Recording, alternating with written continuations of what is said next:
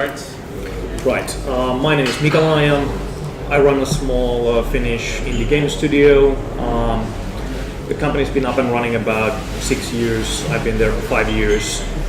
I did some consulting work for another Finnish game company, Bugbear, for a couple of years before that. So I have limited experience, about 7 to 8 years in the Finnish game industry. We do mobile games, so that's my professional view on things. But let's hear from the other panelists. Yeah, so my name is Max. I work as a publishing director at the Alternativa games or Alternative platform. And before, we are developer of the Tank Online, which is quite famous web browser 3D action tank game, and some other projects. Next. Yeah, my name is Alex. I work for Creative Mobile.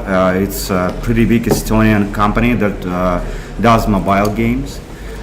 We were heavily focused on racing games. We were the first company that made drag racing game on mobile. And in the past years, we were doing a lot of different genres. We were diversifying. We have around 100 employees in Estonia and around 30 employees around the world. That's it, I guess. The name is Igor Rzhevkin. I'm in the industry since 1996. Now we run a small company that develops cross-platform casual strategies with my company. This is it. Okay. I'm Serge. I'm co-founder of a professional blog about game design in Russia, GD Caves, and founder creative place for indie developers in St. Petersburg, Indie Space. I work in industry more than 15 years. So. All right, cool.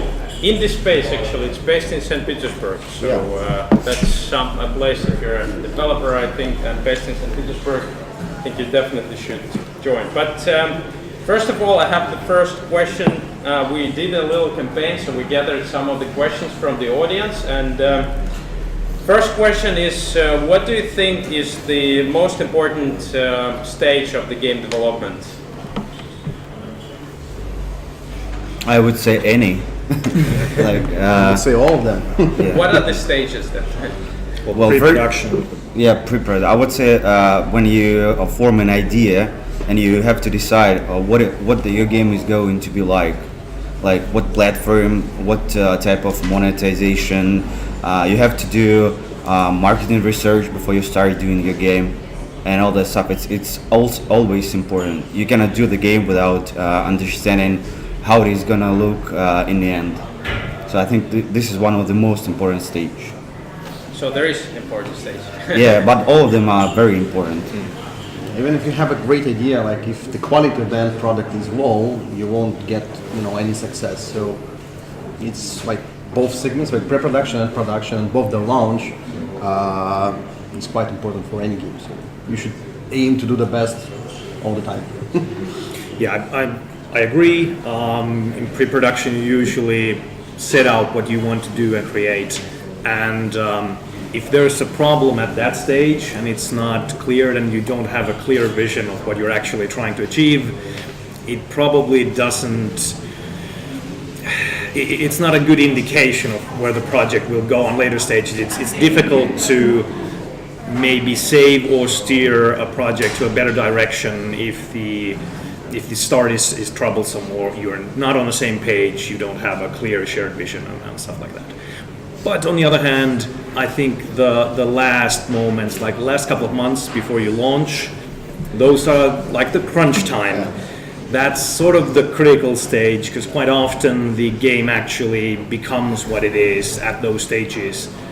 And so yeah, if your people will suffer through the crunch, usually you will get a pretty good product or a good game. Anything from Serge, Igor? I'm sure that's the last part of development project when it passes the line of alpha version maybe. I think it's not like a game, but still not ready for publish. And if you know, the first 19% are not difficult. That last 19%, maybe you know this phrase. Pareto rule. Yeah. I think it last part of development. Igor? As for me, I totally agree. The pre-production is the most important stage. Pre-production. Cool. Actually, when you're deciding on the game, do you have like a checklist? Checklist for what? Like deciding to develop a game?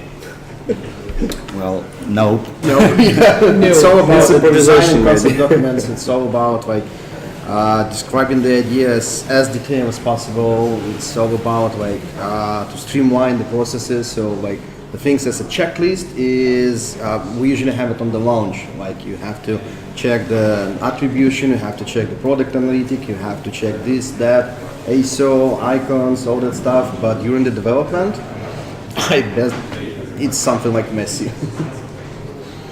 You might have a checklist for wanted features or something like that, but yeah, that's probably about it. But when a decision to be made that you're gonna make that game, like no checklist, is it? There is a game design document that should be very thoroughly designed. I mean, like thoroughly written. It's not a checklist. It's like a very big document. Well, checklist can be like Max said. It's for all the marketing stuff and all the analytics and all the third-party libraries and all that stuff. Like before your launch, so you do not forget all the stuff before the launch. I mean, like the crucial stuff, like icons and screenshots, keywords, localized descriptions and all that stuff. Cool. Thank you very much. Anything, Serge, Igor? Or maybe I want important. Do not trust the plan only. I think in every pitch of your game shall be unique pitch because your game is unique too.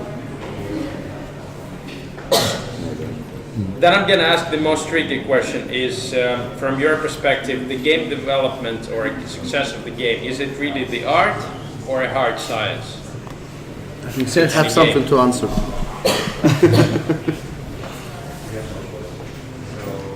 Serguny. About what? Game, like a successful game, game, art is it the or art science? or a science? I think it depends what you want, what you do. I think it's all about one thing. It's not different. Science and art mix of thing in it is game. It's not different. It's not science only. It's not art only. So it's too difficult in mind, but it's important. It's not different things. Can I sort of continue on that? So I agree. It's neither. It's not hard science. You're not doing scientific experiments, and it's not pure art. Although you're creating an entertainment product, so I would say it is closer to the art end of the pendulum, if you will. But there are, like when you do, you're solving logical problems, or you're doing like creating a new game engine, or you're doing a lot of technical things. Those are kind of hard sciencey things, so there are technical problems to be solved. Engineers can do those, but the end product is, all games are essentially art, and so I would say that the art side is maybe more important in the sense that if it's not a fun game to play, it's not worth much. A good game engine itself is relatively useless unless you're in the business of creating game engines. I would say that the answer to the question is really depends on both your situation and your game, because like if you are well fed, if you have some passive income, you can make art, right? So you don't depend on the sales, you don't depend on how much money you make from launching the game. If you're like an indie developer who is making the game on your own funds, or even worse, on someone else's funds, that's first of all should be a business. Neither art nor science, it should be business. And if you're like in the company which is basically like all about making money, like free-to-play games or something like that, that's definitely like more science, more business than art, because like art is just a rub, and what is inside is all that about metrics, about the performance, about the retention, and which is basically like numbers. I can give two examples. If you are developing a Sudoku, this is hard science. If you are developing kind of What Remains of Elizabeth Finch, this is pure art. Yeah. So the rest is in the middle. Cool. What do you guys think, or in your perspective, what are the most promising platforms in the next year? Well, if you're looking for money, mobile is the sort of largest platform. It takes like about 50% of all revenue in the gaming sector comes from mobile, and that's probably will continue to grow this year as well. So if you're in it for the money, mobile is probably the platform to go to. Yeah, but here we need to appeal to the, let's say, to the news report for the 2017. So if you see the reports year to year, like from 2015 to 2017, you will see that like in 15 and 16 years, the PC market and the console market were either stagnating or reducing. But like just two titles, the PUBG and Fortnite, they basically broke this trend. And in 2017, the PC and console market, we see some growth in there. The question is like, if your game will be able to contribute to that growth, that's tricky. Or if you can essentially take a piece of the battle royale game style pie. Yes, Fortnite and PUBG have been very, very successful in that arena. But it's not a easy thing to compete with. Making like multiplayer games at AAA level, it's a huge endeavor. So I'm sure we will see a lot of companies and games that are trying to recreate that success, but I think most of them will fail. So it's not an easy thing to even compete PUBG with. is failing to Fortnite right now. Yes, unfortunately. Gentlemen, any of you are playing PUBG? No? Not much. I'm not good at either, but I tried both. This is puzzling me because as for me, Serge was saying that it's totally unplayable. It's no fun. You know what is puzzling me? So if you see like a couple weeks or months ago on the top 3 games, there was on iOS, there was a Granny. This game is puzzling me. Remember that? Yeah, this is like shitty quality. shitty quality horror game on mobile. But I think it's very popular in Russia. In the like young age people. Russia and CIS. Yeah. What about the genres? What is the different genres. Yeah. Well, we went over the battle royale genre, so I guess that would be the easy thing to mention. But I can point out that super casual games has become really trendy. The games from Voodoo and Ketchup publishers that have very addictive game mechanics, very simple and very addictive. Something like Flappy Bird, but so much evolved and so much more massive in the market. This is also very trendy. I think on mobile, AR games might make a new breakthrough this year. We'll see. I remember Niantic is working on a new game that they're supposed to launch this year. So let's see if that'll be another Pokemon Go kind of a success. But let's also not. But I know that there are a lot of AR games being developed in Finland, and I've sort of been to a few of the studios working on them. So they are pretty nice looking tech-wise, but whether or not they'll be successful games, only time will tell. Yeah. So there are still some, like eternal genres, like match free or the drive and light games, which are always in trend. But those genres are like it's easy to make, but really hard to master. So this is the case when when you need not only the luck, but also the skill. Yeah, I agree. I would name Clash Royale for one. I've been playing this for 3 years. Really? Since its launch. It's Yeah. very addictive. Yeah, match 3 is think one of it's those more things that popular if you in, do it well, it can be very nice. But a lot of companies are doing those games with different kind of twists. But yeah. Anything from that side of the table? I don't know. Maybe if you want to publish a mobile game, you can make games in super casual genre is a good idea, but with improvement meta game from mid-core games. But if you're into the developer, this is not. I don't know what genre is more popular because if you remember in year E3, we can see most popular genre is first-person shooter. Yeah, but I think this is point of stagnation in genres in game industry, if you know about what I mean.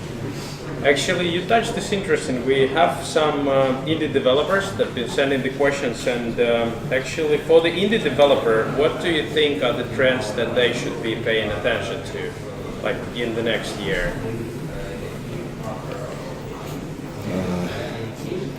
I don't know, like everything. Runner maybe. No, runners are not popular anymore. But I think indie development is not only about genres. It's all about a new experience for players, and new game mechanics, new stories. I think more about art, not only about science, math, only fun. Maybe indie developers, I think, can try to use one path, try to say some message for your player about something, about life, about stories, interesting life stories. And I'm not sure if this is necessarily about genres or anything like that, but Well, like the trends. right, like the well, genres trends. for the Okay, well, developers, for indie studios, I would say that discovery is one of the major hurdles.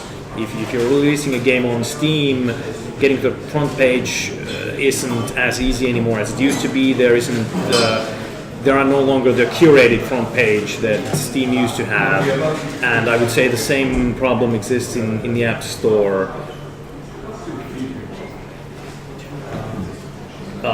To a relatively large degree, so I mean there are more games being released currently, more than at any previous time.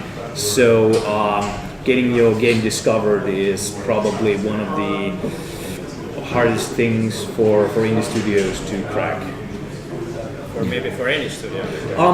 Sure, but if you have a huge company and a big publisher, you can push through with user acquisition if you have a battle chest to do it, or you have like an established huge marketing budget. So discovery is different when you can throw money at the problem. We'll just ask that question. I have a question. Okay, pay attention. That's interesting. So, how to break that? How to break that? May I just add to the previous question? So I don't know what to focus on. I definitely know what not to touch. So don't touch the PC MMO games because it's huge. Don't touch the sandbox games because it's also huge. Don't touch the survival games because it's huge and like everyone is tired of that. Don't touch anything. Yeah, basically don't touch it. It works. Yeah, Try to so- come up with something new. Yeah. So if you're an indie studio, like first you need to define what is the indie studio. If that's like the team of 5, try to make something like more art than science, right? As we mentioned before. So try to make something like that will break through the borders of the genre. Try to make something that will go viral on word of mouth, on the social networks. That's what should be basically done by indies, I guess. Yeah, I would like to add something to Max. I think that there's going to be very popular genre is like the mix of the mechanics that are well known, like on the edge of several mechanics, maybe 2 or 3, and also some mechanics and genres that are well forgotten should be rethinked. Yeah. And we see a lot of examples that are old mechanics that are made in a modern style and are rethinked are doing very great on mobile and PC. If you're looking for the inspiration for the old games, I definitely recommend you to check the Armor games, Congregate, and see the old, like 10 years old Flash games, because there are like a lot of mechanics that are totally forgotten, and nobody's trying to to pick them up. That's a good. May I share my thoughts too? I would look at success stories like Papers, Please on Steam Or Peace Dev. or Isaac's Benzene. That's I think in good and there, if you mix some mechanics with deep narrative story. Yeah, the problem is if you are an indie developer, you can spend a fortune for art. You can concentrate on gameplay, and it works. I think not only gameplay. And Gameplay with when it's a narrative storyline, story. When it's a smaller project, you can do more outlandish ideas, or you can try more like experimental things Yeah. than you can Yeah. do large projects, and sometimes those work. The art is expensive and the gameplay is cheap. That's why it can be a success. We had a question. How do you think VR is the future of the game industry or not? Nope. VR or AR? VR. I have an answer, but this is my personal opinion. I think VR is gonna be a little bit more trendy in several years. I mean, I think in 3-4 years.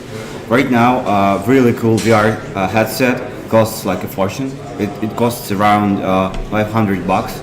And when the technologies will come to the point when any VR headset, which is very powerful, is gonna cost around $100, like the situation we used to had several years ago in mobile games.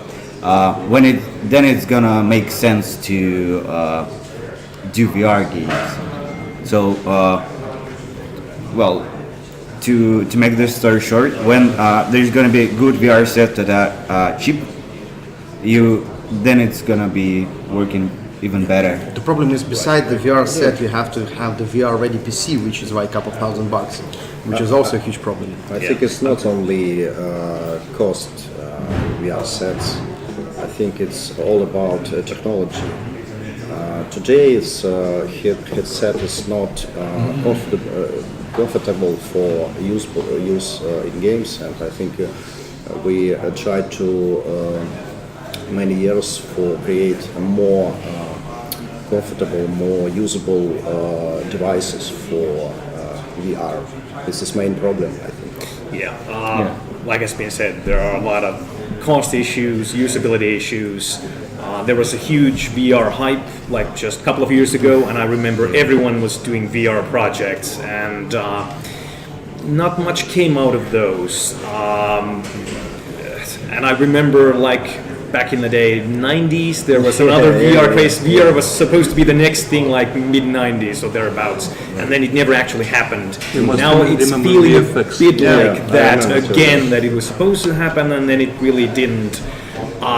So only time will tell, but yeah, it might be more popular once the cost and tech and usability issues are sorted, but we'll see. No one really knows. Yeah. First, to continue about the VR, I want to mention that I think we still must wait about the future of VR, because I think the main disadvantages of VR, that when I wear it, I'm feeling like my head is around. This is vestibular feeling is not good, and we must wait when this disadvantage will be fixed in future. I believe that. That's all about the But it's technology all about, of yeah, device. technology. Because we Device. can't wear in this for a long time, because for me, I can play VR game more than 5 minutes because my game is And I think there are like 10% of people who tend to have motion sickness, sort of regardless of the technology. So unless you can plug something into the inner ear, you might have 10% of people who aren't able to play VR games. There is actually a way how to beat the motion sickness. So there is a technology on the edge of the motion capture in the VR. So that's like a huge the metal constructions with the infrared detectors, and you wear the tracking stuff like on your hands, on your feet, and that's like deep immersion system they call it. And this is like what VR is actually really popular in. So it's really close to arcade. The old arcade, and like a lot of like big malls have those VR arcades, and this is quite popular. So this is the niche right now. If you're developing the VR games, try to aim to that niche, like work with the enterprise, not with the end consumer. Okay, and also I have a question. I think you know that that from the news. But as for me, I like the old school games about Sega Mega Drive or Nintendo. I like to run the emulators. But I heard that some of these companies run the projects where they try to upgrade this game for mobile phones, or for example like Super Mario or Mortal Kombat, I don't know. And how do you think, is this second life for these games? For the retro games? For retro games. Well, there is a niche definitely, but that's not like a mass Will be market. popular. I think it's. There are certain portals that publish these games for years, like Good Old Games. Yeah, and GOG as well. That's their specialty. But it's not for mass I market, think like it's my normal Max said. if you use some mechanics from old games, because we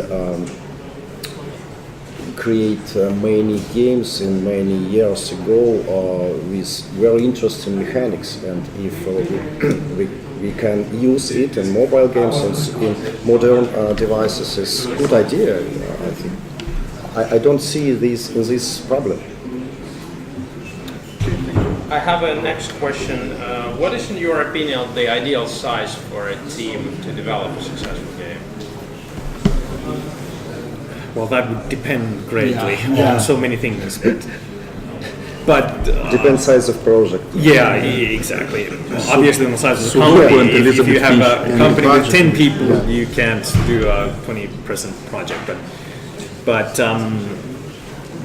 yeah, it varies greatly. From what I remember talking to Supercell, they prefer to keep their teams at around 10 to 15 people per project, at least as far as like leads and project ownership goes, and like the senior guys. So But I guess there are a lot of shared structures like the back office and all that kind of things. right, Accounting and stuff, which is usually like the staff of the company, which doesn't count toward the development, but it's really important right. Well, administrative part of the. yes, and I mean Supercell, like the name implies, it is essentially a supercell that holds small cells inside, and those cells are rather autonomous in the sense that they can do decisions about the project. They can kill the project without asking a CEO, and they have a high level of autonomy within those teams. So I think it's a very good structure. I'm not surprised that it has worked so well. But yeah, it's much like a longer question to answer. If it really, like you said, depends on the project. That question.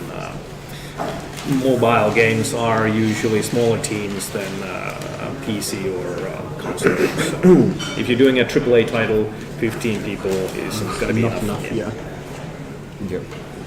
Okay, let's move on. Next question, I want to ask you about the Nintendo Switch. What do you think about it, and have you already started doing something for it? And do you believe? I have a bit of experience working with Nintendo. So basically what happened, right? First you need to remember that Nintendo is not only the platform owner, it's also a developer. And when the Switch were launched, there was a huge sales. And Nintendo were allowing really limited amount of developers on the platform. So what we had is a huge install base and lack of games, and a lot of developers who entered the platform at that stage, they received a huge sales. And now it's like a switch fever among the developers, because it's still, they opened the platform for much more developers. It's still hard to penetrate it because the submission and all that QA, all that stuff is like almost impossible to do on your own. It's like really hard. So my bet is like within the next 2 years, the Switch will be still like a huge platform for for all the developers. But the more content there will be in the store, the less sales the indie developers will receive. Yeah, I think the same, absolutely the same. And I can add that it's really hard to make a successful game for Nintendo Switch, because it's mostly for Asian guys, and I see that It's actually quite popular in North America. I mean, most of the popular games on Nintendo Switch are like Asian are in Asian setting. So I don't know why, but I think that's because Nintendo is Asian company. Maybe they push their own regional titles. Any other In my opinion, it's all about Nintendo fans. It's Nintendo more what? important. Nintendo fans. Oh, Fan base, yeah. And I think you have to explore Nintendo exclusive games for understand what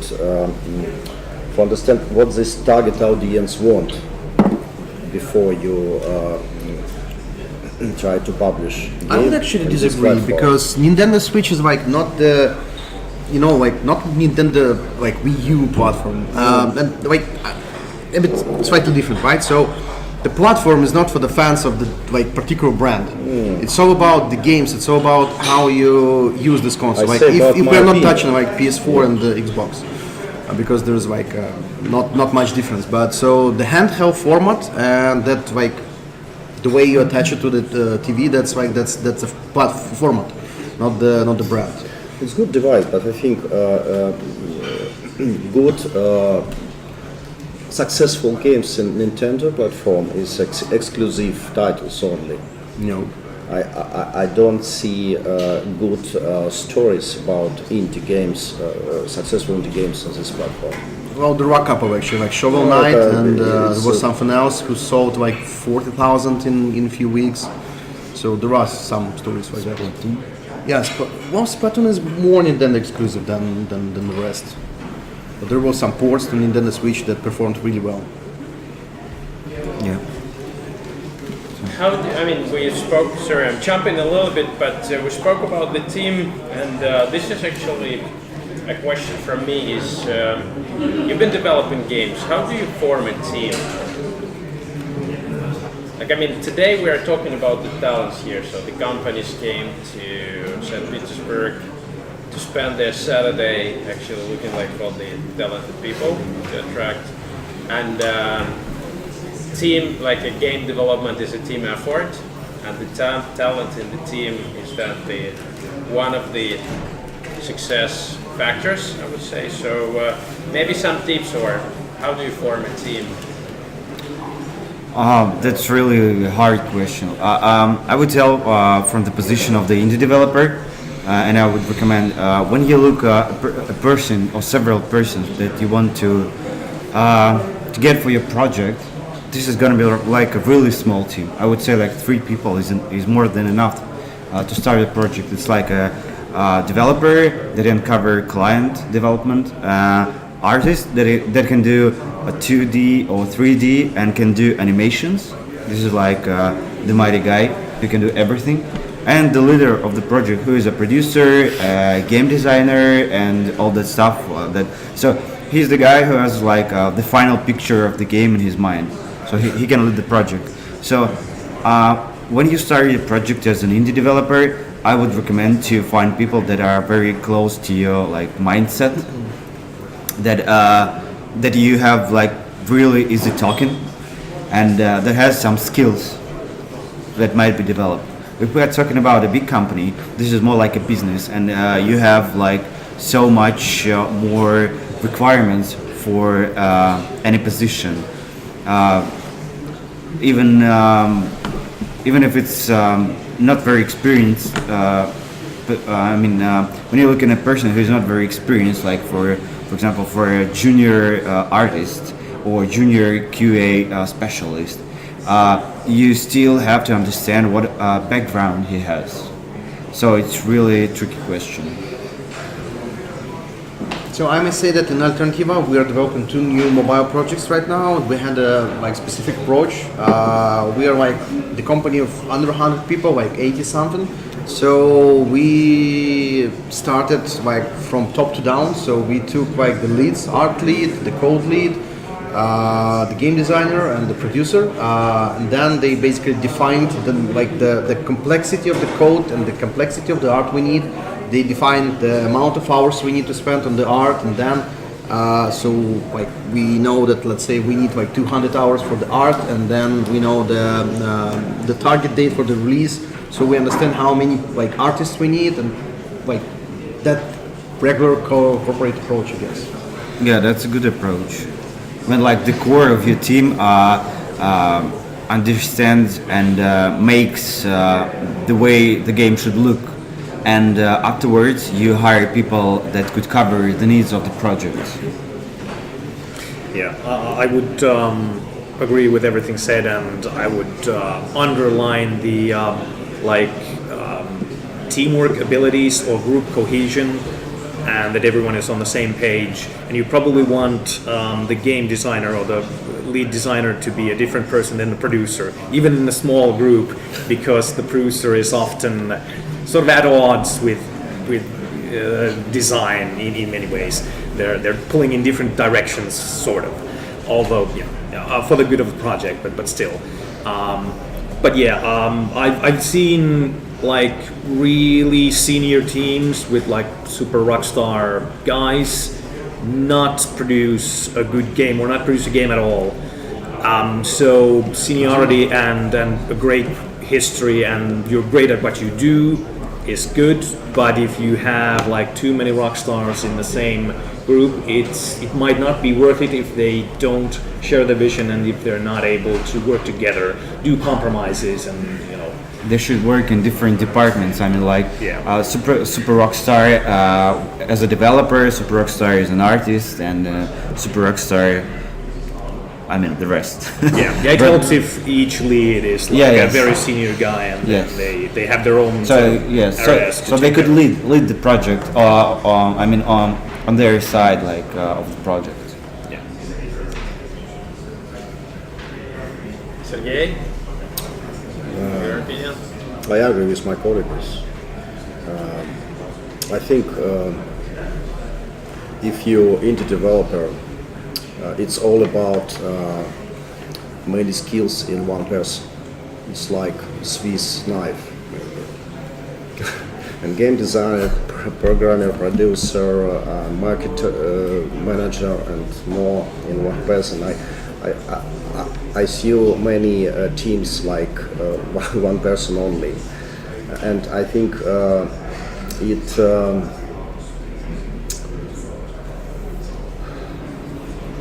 the smaller the team, the more hats it's you more have flexible to wear. for make a successful game, because in the development you don't spend more money for your project, and you don't just free work with your friends, with your colleagues, because this not enough money. And many indie developers try to make games only in one person. Yes. With their own efforts. Yep. Why do you think that there's another question that came from the audience actually? There could be 2 games that are similar, but one is successful and the other is not. Is there other games that have everything they need to be popular, but like unappreciated by the players? It's basically what happened with Elvis Presley and Roy Orbison. They started like at the same time. They played mostly like the same music, but everyone remembers Elvis, and Orbison is like for the really like narrow, for the hardcore. So the game industry is, I really like this metaphor. So it's like the lottery. The more tickets you get, like the higher chances that you will be successful. This is why the huge companies have like a lot of R&D, and they produce the small project. They soft launch it all the time. Like let's say the Zeptolab, which is famous for like free games, but not all people knows that they usually launch like several tens of the project per year in the R&D in secret launch. So like there is like a huge chunk of luck you need to get your game successful, and there is a huge chunk of the marketing effort that you need to put in the game to make it like well known. So it's like to create the good game itself is not enough. This is the main idea. Yeah, there are a lot of good games that have not been economically successful in the last 30 years. So yeah, I agree. Good game is a good starting point, but there are so many more factors to being financially successful. Well, actually, this is also the fault of marketing team that made this good product, and it wasn't successful because it was launched at the same time with a similar project. You should distinct like the dates to have like less risks, like this one. That when you launch a product with a similar gameplay or art style or an idea, they will not like be crossed on the dates. That's also important. But how can you know that the same kind of game is not launched today? Well, of course, usually obviously Well, yeah, in most cases they are announced at some mass media at least, and big titles and good games are striving to make their game. To have at least several mass media releases before launching the game. The time of the year should be considered before New Year and Easter are very tough. What it's called competition. Yeah. So many games are releasing on Easter and before New Year. Yeah. Christmas. Yeah. Oh, not only At the end of before the year, New Christmas like, time, it's a very tough window for most Also, like you need to consider that let's say the October is the month when the Call of Duty usually releases and the Battlefield and so on. Like you need to understand that the game like gamers, like the audience, they have limited amount of money, and if they let's say play the Call of Duty, usually like every year they buy the new game and they have your game, they have just like only $60, and you need to like consider like is your game like more attractive than the Call of Duty? And probably the question is not. Depends on your audience. Of course, but Yeah, but still most of the players have like limited amount of money per month that they spend for like game. I mean like to buy premium games or in-app products. So most of the players like have these limits, and you should understand that if another product which is more attractive is coming out, I mean like is releasing, and it's like more popular and was better hyped. yes, better hyped in mass media, they will choose it, not your game. Yeah, sure. It's about the last question. For example, PUBG, it's about half year ago. It was like a big boom about more than 1 million players at the same time. But right now, the number of active players is decreasing rapidly. And for example, like a Dota, it's still successful about, 5 or 6 years. So what's the point?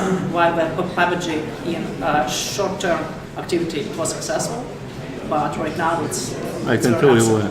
This is my personal opinion, but it's no fun. That's why. Dota is fun. Well, actually, I have an answer. PUBG is really hardcore game. It's really hard to master, and Fortnite is much more Yes. appealing to a it's much general more public. casual. Yeah. When you start the game, like the first game you play, at Fortnite is fun already. and PUBG requires around 100 hours of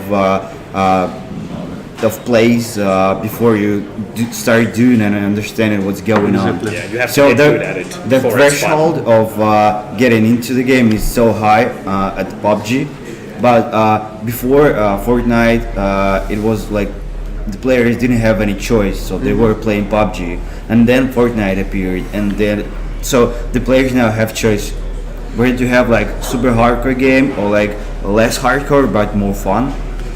But it's the same with Dota. If you're not playing good, you will be noob all the time. No, And because you- like Dota you have can experience the too. Dota have a like they have more CCU, like they have a proper amount of CCU to provide the proper matchmaking. So if even if you're a noob, you can find like the proper like match for a game, and you're still capable to receive some fun.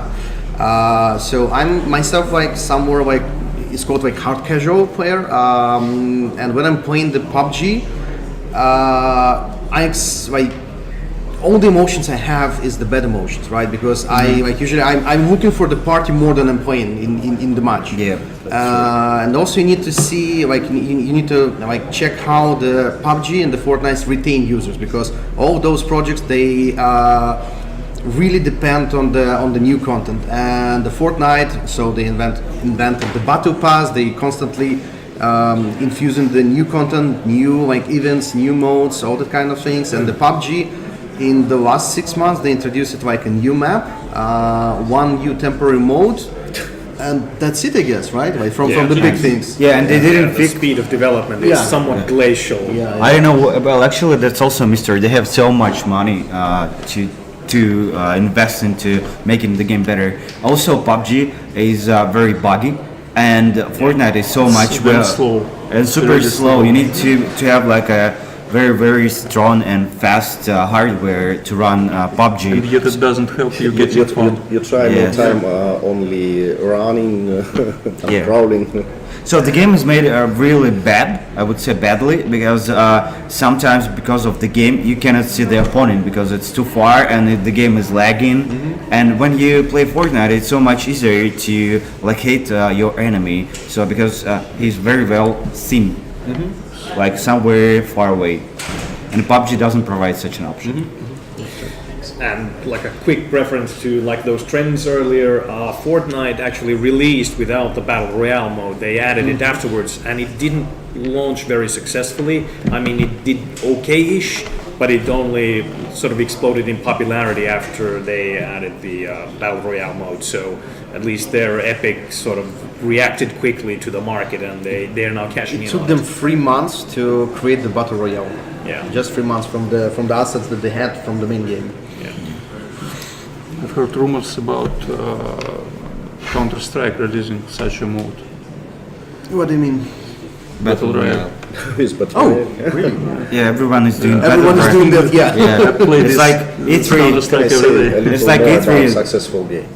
Conference has just started, and 3 minutes after the conference started, another company announced another Battle Royale game. 3 minutes after the opening of the conference. And then each 3 minutes. Once per 3 minutes, you get another Battle Royale game. Okay, yeah, you wanted to add something. I think if we talk about successful game, it's not only about money. It's about new gameplay, new stories, and new things that change life. Maybe appear some things in heads. It's more important point too, I think.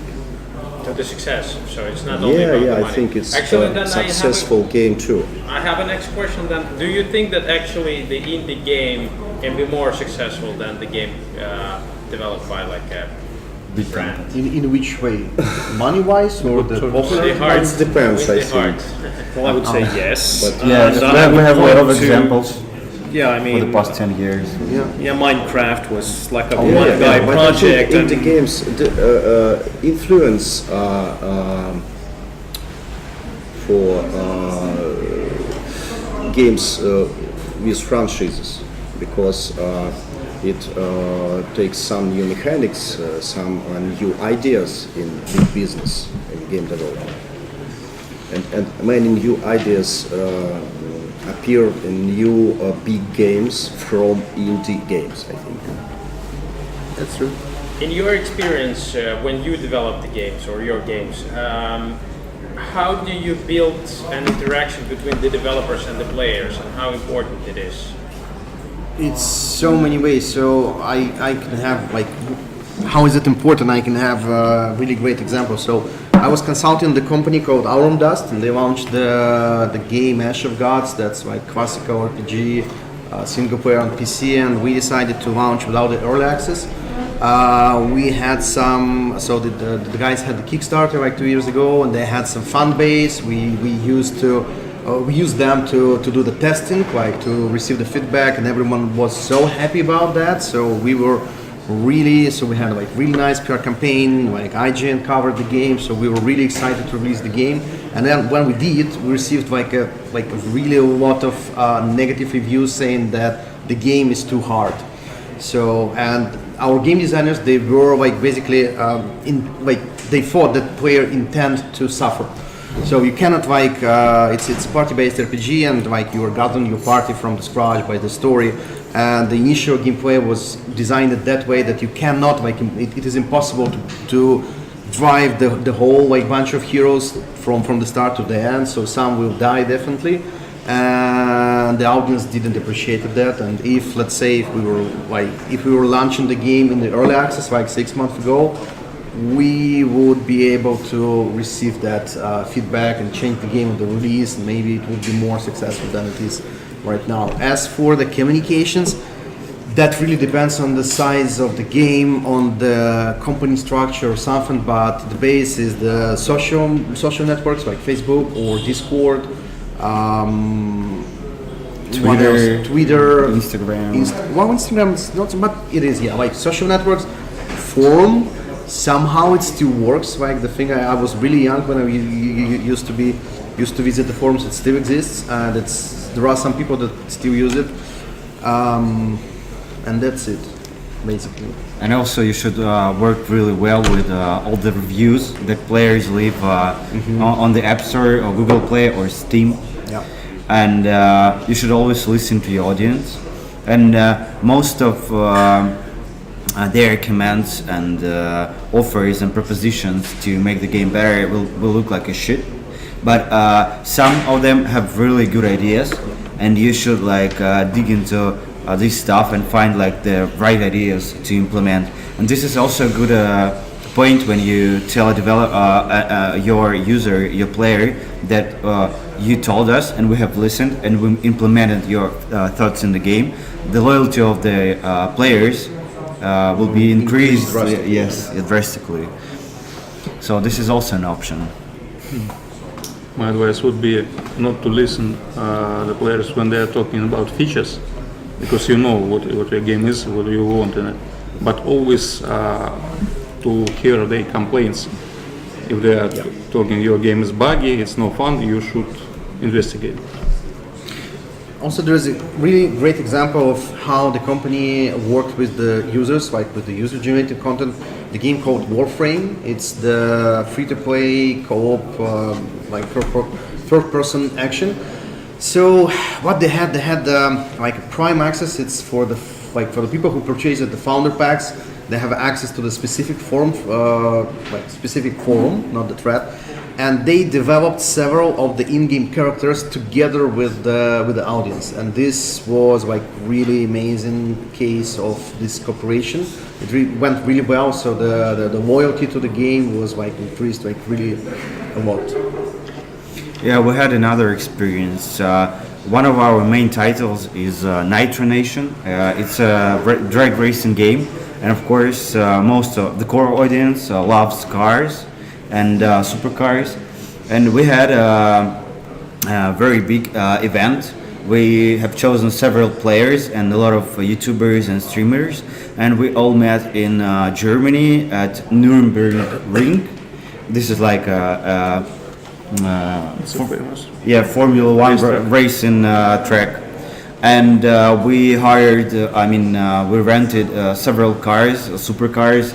were really powerful, and we asked our players to drive these cars around the Germany and this Nuremberg ring.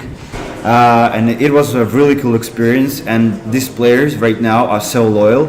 They kick asses on Facebook to those who complain a lot about the game and all the changes that they didn't like, and they simply just hold them by the hand and say, "Hey, shut up! This game is awesome." So we got like 3 moderators for our community. You guys, Sergey, anything from your side? The communication? I have a big story, but I think it's too big for this format. Very long story. Back in the days when we were developing at Sudden Strike, we had a very huge fan base. So I spent half a day reading these precious devices from them, but it didn't make a commercial success. It's all about pain. Well, quite a lot of people consider game development to be in the game dev industry is the coolest thing that you can do today, the most entertaining one. I have a question for all of you. What do you like the best and the least in your job, in your work? Shall I start? Yeah? Okay, best. Well, yes, it is the coolest thing you can do. The working hours are very flexible, at least when you're working at a smaller studio, and you don't have to get up at 8 o'clock. Finnish developers usually wake up at maybe noon.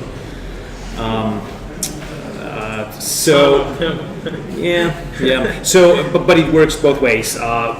When there is a crunch time, or you're launching something, or you're sort of behind on the schedule or something, the hours can be very late, and I think most Finnish developers have worked very, very long hours.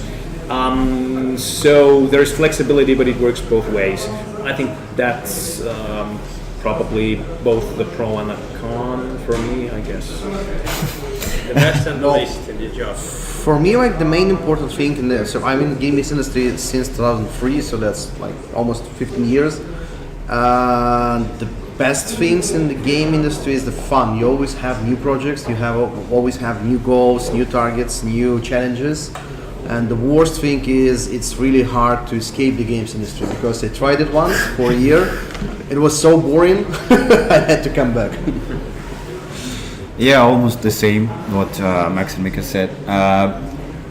Very flexible hours, nice salaries, nice scaling salaries, and that feeling that, well, me personally, I love games. I simply adore them, like console, mobile games, and PC games.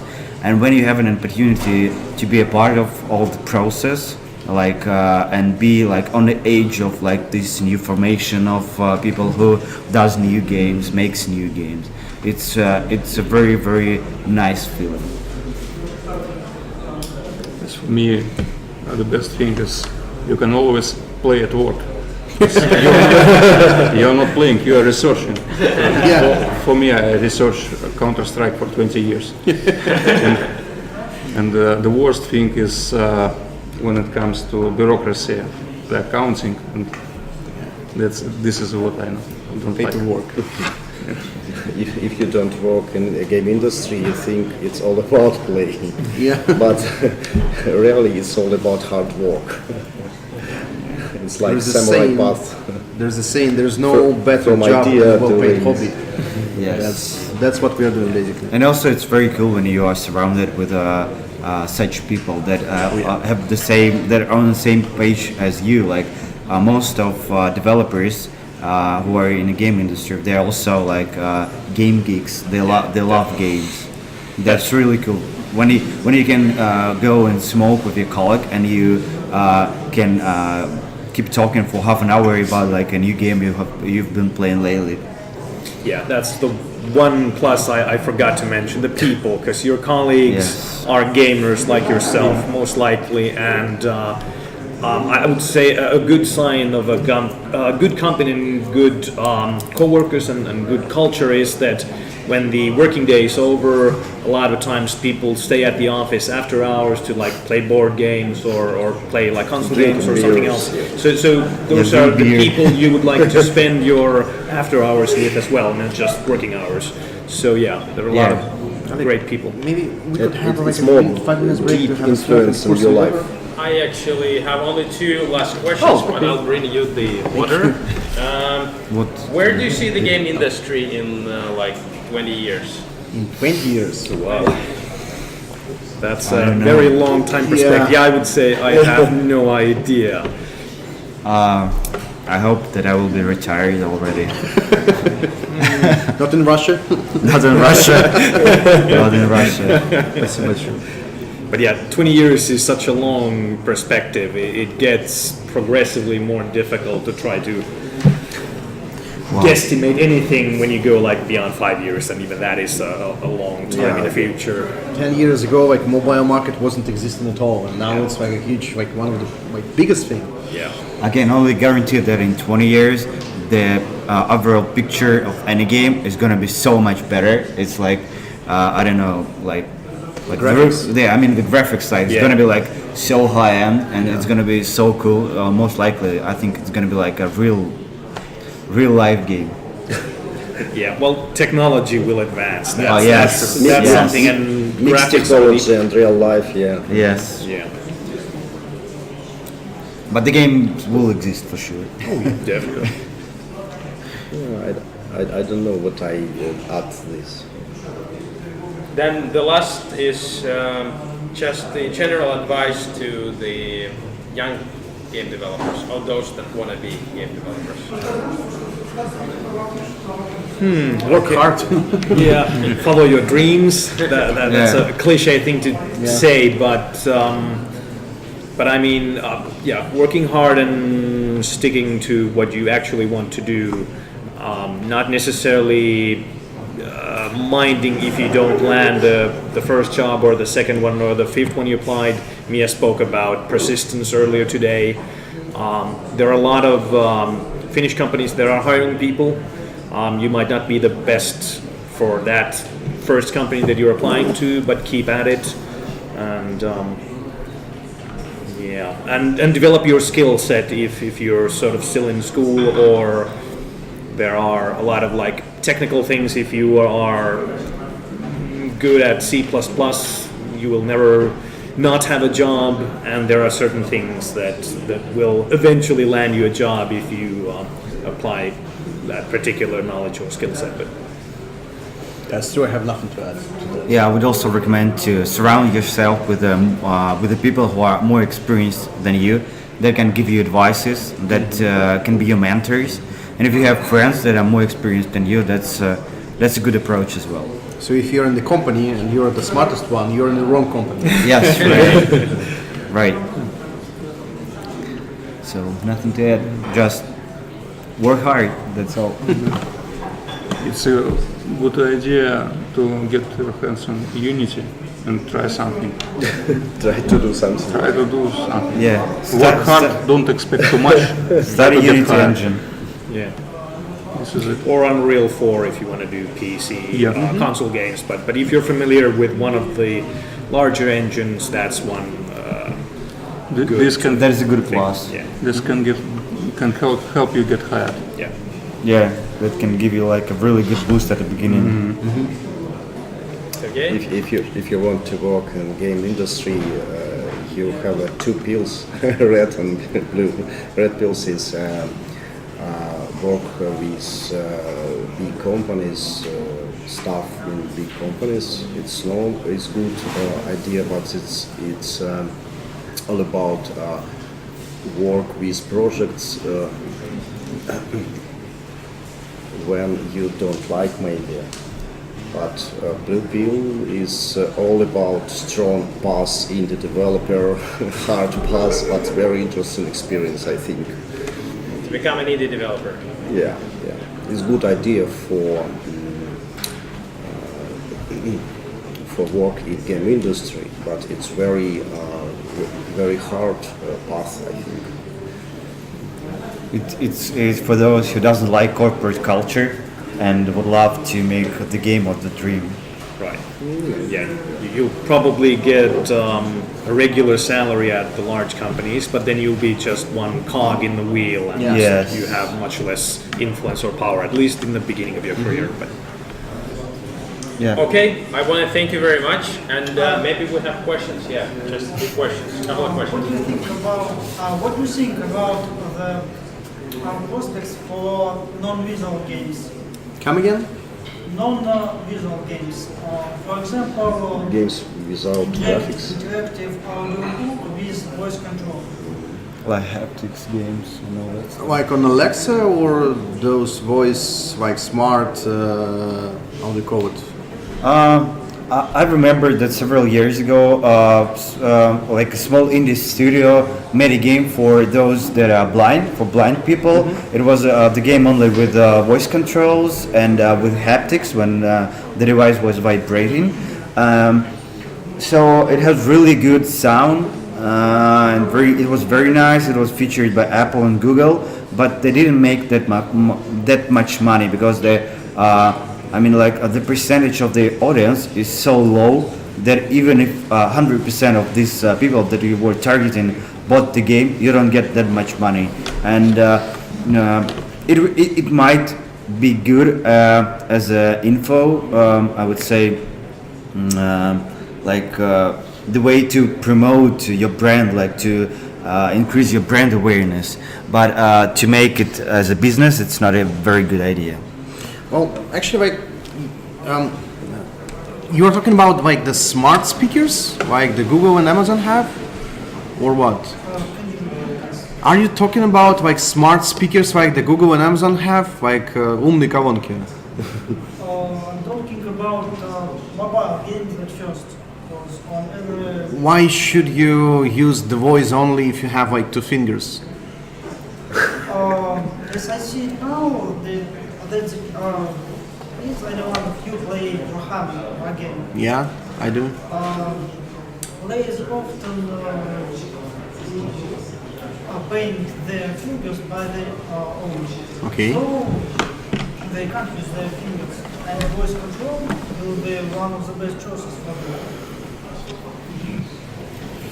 The game for those who paint their fingers and play the games, Warhammer best, of course, while they're painting their fingers. Well, that's like when I'm painting my miniatures in Warhammer, I'm usually like really focused on what I'm doing. So everything is on the background. I'm not paying much attention to that. And if we're talking to the let's say if I have to listen and act, I have to focus on that. And like the human mind is made this way, like you can focus on like you have the dominant and the subdominant, right? So the dominant is your main focus, and it's only like always you have only one dominant, because like you cannot focus on two things at the same time. That's like really niche thing. If we are talking like about that kind of game design, I think you should wait when the smart speakers will be more will be in the cars, because this is the way when you can drive and you can play with the voice control. But that's like, I don't know, like 5 to 10 years maybe in future. Well, actually, on E3 they showed that Skyrim was ported to this clever. That was kind of like smart speaker. That was Yeah, kind of a joke, but they had it. Well, actually, they made it. So, They made it, yeah. yeah, but I don't think that's a really good niche right now. Yeah. Okay, thanks. And if I can, take it personal to Sergey question.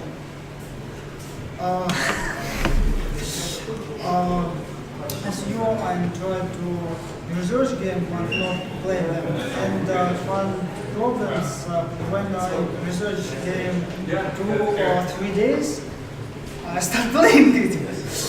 So I set a rule for myself, fix on paper my minds and thoughts about the game. And the question to you, how you border playing games and researching it?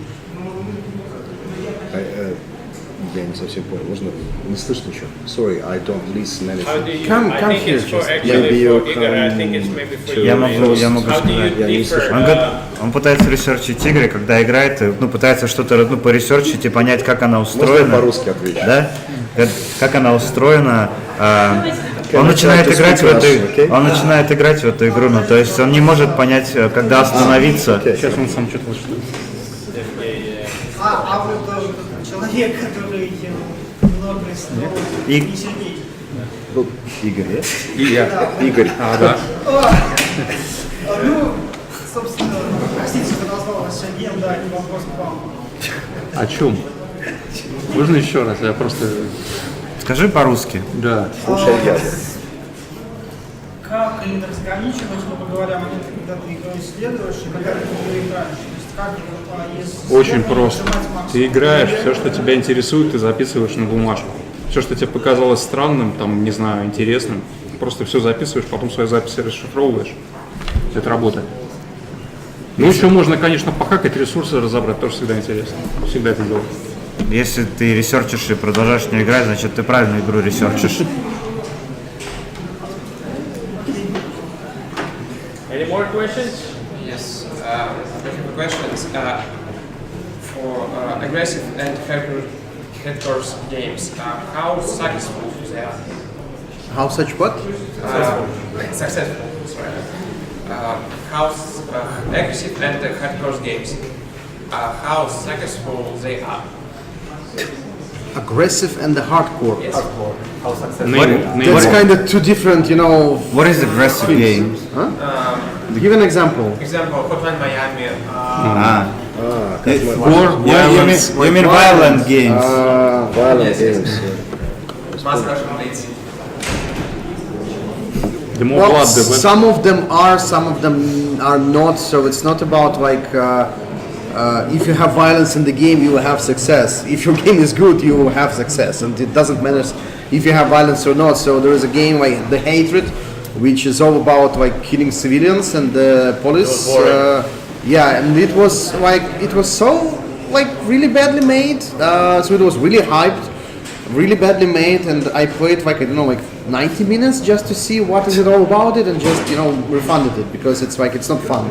And Hotline Miami, it's like really catchy. It's like you are playing it, you cannot escape it, and you're doing like it's all like again and again. So it's not about violence or blood or anything else. It's all about the gameplay, mechanics, the style, like everything. Yeah, it has so a thick atmosphere Yeah. in the game, so the whole soundtrack and the visuals and the story and all the art style is also very catchy. And this is like the very well crafted game.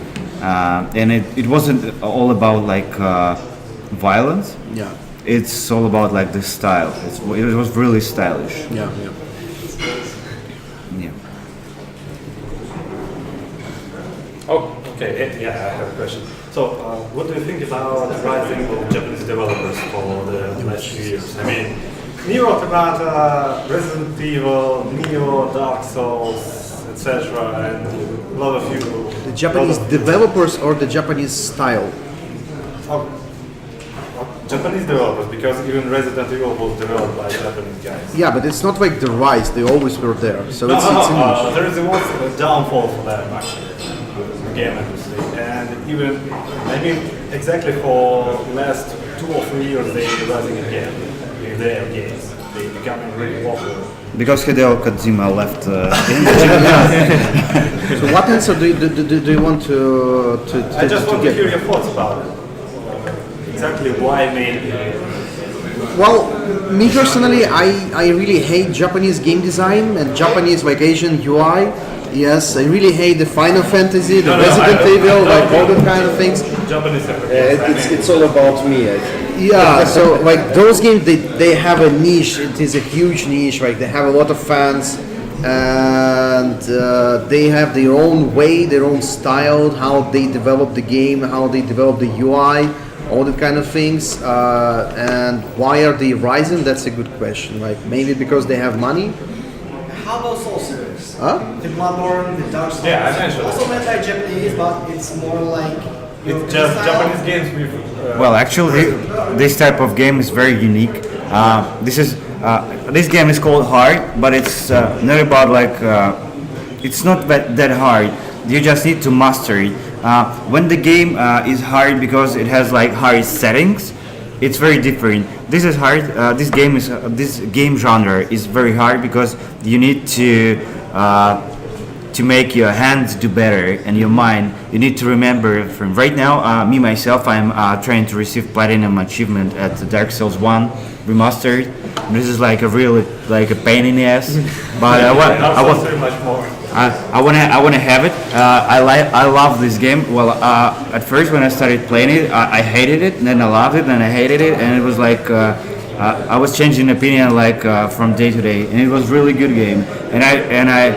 And I played every Souls game, and this is a very different genre. They call it a slasher, and it's a mix of RPG. Simulation simulator. Yes, simulation simulator. But no one does such games in the Well, world. there is actually like the Lords of the Fallen, which were basically like. Yeah, there was the best one. Well, actually, This one was Neo, actually. well, Neo, yeah. Lords of the Fallen was a piece of shit actually because it was like a badly crafted clone, and I hated myself personally because when I was playing it and I almost finished it, I had all my saved games like corrupted and I couldn't finish it. So Speaking of the.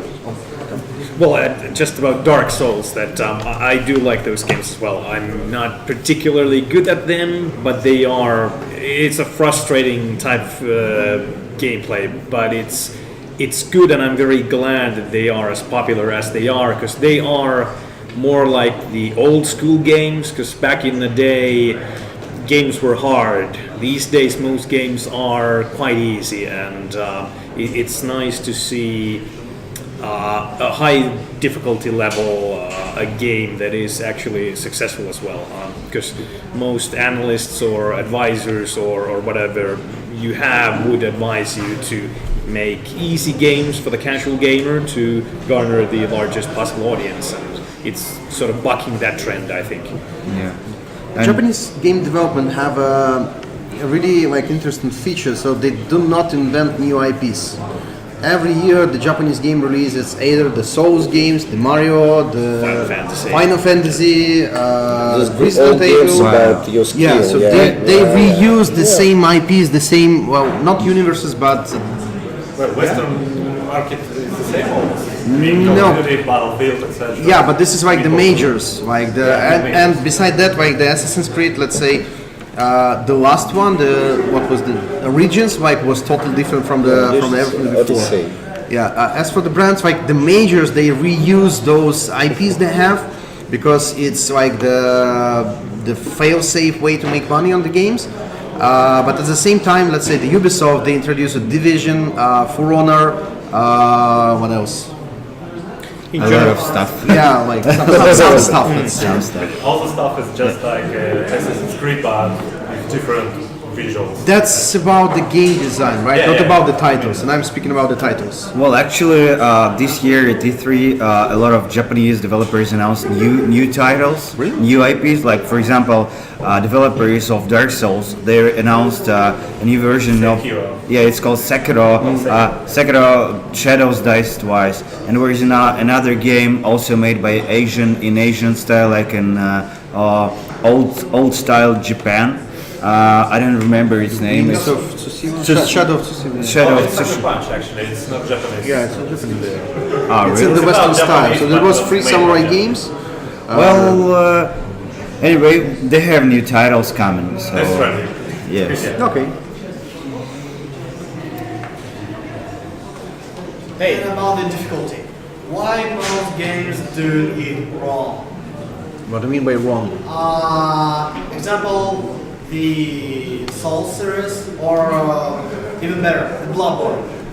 The Bloodborne game and The Witcher. So, What about? so these games are very different. So, Witcher has also very difficult, I would say, level. Okay, and compared to the God of War difficulty? The difference between these games are following. When you play Dark Souls, you need to evolve as a person and as a player. So you level up not your character, you level up yourself when playing. And talking about the rest of the games, you need to level up your characters and a little bit of your skills, not that much. But Dark Souls is all about raising your like personal skills. So this is the difference, and the difficulty itself is not run nor in Bloodborne or Dark Souls series, nor in God of War or Witcher. So they're absolutely different. More into the God of War. If you compare the like last difficulty to the God of War difficulty, like the last one, the red one, you will find a huge difference, like an abyss between these two. And the God of War difficulty is like not impossible, but it left me feel like something's wrong there. The difficulty was made artificially, not by the game mechanics. Dark Souls 2. So my question was, why not to play with the gameplay features and the variety a little bit more, instead of like making the player getting more damage and...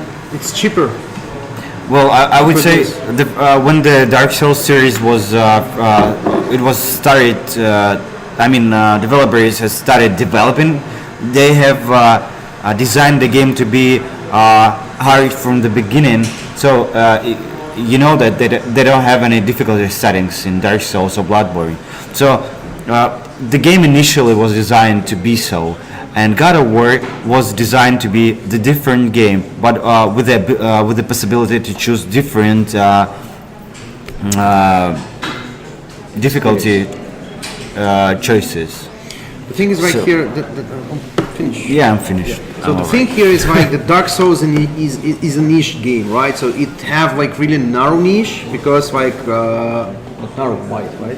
Yeah, wide. So surprisingly wide, but So like there is a lot of hardcore gamers who wants challenge, and the God of War is a like pure mass market project. Yes. And you cannot like if you want to receive like huge sales, you cannot make it like impossible to finish like for the common players. And the good example of the like how the game designers work with the difficulties on the gameplay mechanics level is World of Warcraft, because they rates like on the like mythic or legendary difficulties, the bosses there they have new mechanics compared to the normal or whatever they have like the easier ones. But this is like really expensive in production because you have to redesign the bosses or the gameplay, and you have to like basically they build in like two different dungeons in there, two different bosses. well, they no longer have like Mythic. There is only a single like party size for mythical raids. But yeah, back in the day they had two different. I'm not playing for 2 years and. Well, neither have I. It's a gap, yeah. Very good. But I agree with the example that the raiding content, it was always the top level, most challenging content in World of Warcraft, and I think it is still like very needed content because you get the hardcore gamers in the game that way, but the general populace never saw actually those dungeons before they introduced Dungeon Finder. So, and like in the looking for vanilla, raid there system. was the raid called Naxxramas, which they reintroduced it like in after 2 expansions, and they made like that. But back that days they presented the official statistics, and among all the like I guess 7 or 8 million players in World of Warcraft, only 1% have seen that rate in the vanilla. And after that, they started to experiment with the difficulties, with the like easy access to the content. Yeah, looking for raid. The same example is Destiny game. Destiny by Bungie. It has like the best raids I have ever seen. Like the most challenging mechanics for the raid. Like especially in the Destiny 1 when they introduced a very big DLC called Taken King. It was absolutely gorgeous. So it was so hard to master and understand, and they didn't have any, I would say, hints how to pass this raids, and it was so difficult to understand what to do. But Thank you for mentioning the Destiny. And by the way, I think that's like the best like game to represent as a mass market game, but also where the difficulty is like made in the best way they could. Because if you take a look at the number of game mechanics and how they combine, and if you go to like random raid, like if you're like a couple of levels below, like you're going to kill the boss at level 14 and you're like 12, you still you still have a chance to kill it, but it's not about like your HP bar and it goes down and you die. It's about the combination of things that make you happy killing this boss. It makes the whole process like fun, not like the torture like the other boss. yeah, that's a good example of mixing a product for mass market and having it in the game like a very narrow window for I would say like for hardcore players. So that's a good example. Yeah. Hey, thank you so much. Right.